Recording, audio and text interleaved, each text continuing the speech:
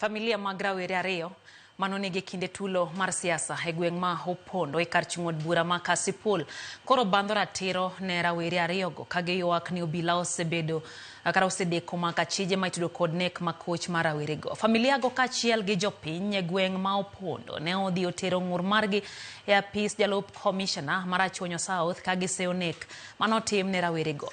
Ali Abich ne giler koya e kaunti ma Homa Bay. Familia mag rawere ariyogo magin Ben Ondiegi kod Bruno Ndoro mane onegi e lweny mar siasa manomuoch e gweng' ma Opondo e sub location ma Nyalenda ka chud bura ma Kasipul bang' ka tulo ne omuoch e kind johera mag Boyd Were kaachiel kod johera mag Philip Aroko koro wuok oko ka bandho ratiro mag yawuotgi ariyo mane onegi e kinde lweny mar siasa no.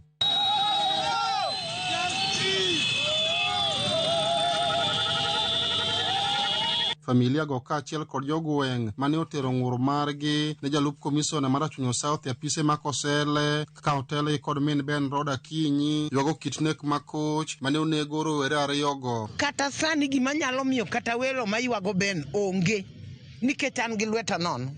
Kaka nyalo yiko Ben onge. Ratich Ben be nyaka dwar kech Ben no ang gi tho.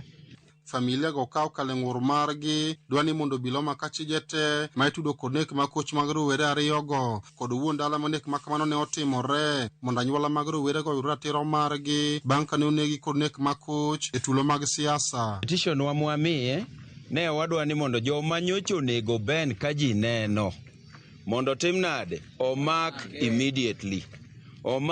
immediately. Namba 2, wadwaro ni ng'ama noketo rali manyocha inego Ben to kod Bruno koneno mondo sirkal otimre nade okaw ne hatua.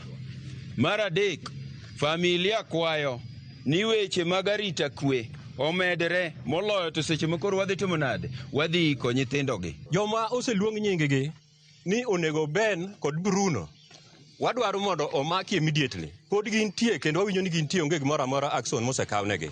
Onego kawnegi action kendo twegi. Gikwedo siasa mar tulo ma osebedo ka dhi nyime Kasipul ka bende gikone jochung' malaro komod bura ma Kasipul mondo yogo siasa mar uso ajenda margi ne jopiny ma ok siasa mar tulo. Kwayo polis kata jo atend arita kwe mondo ng'ama nokelo kokoni onego bed nosemake kendo ong'e gi nying-gi ong'ere.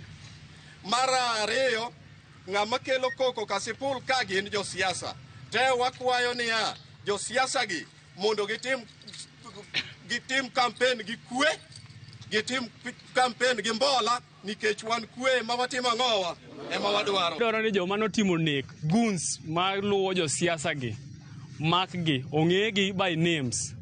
This is not the first time. Ma ok mokwongo ma gikwongo timo. Jalup komishona mar Achonyo South Dennis Keiti mane okawo ng'ur mag familia go okone sirkal dhi kawo ndamo mar chik ne achije te mitudo kod nek mag rowere ariyogo eko kaachiel kod joma moko ma bende lwetgi nitie nek makoch mag rowere go. William Nataja, Assistant Chief.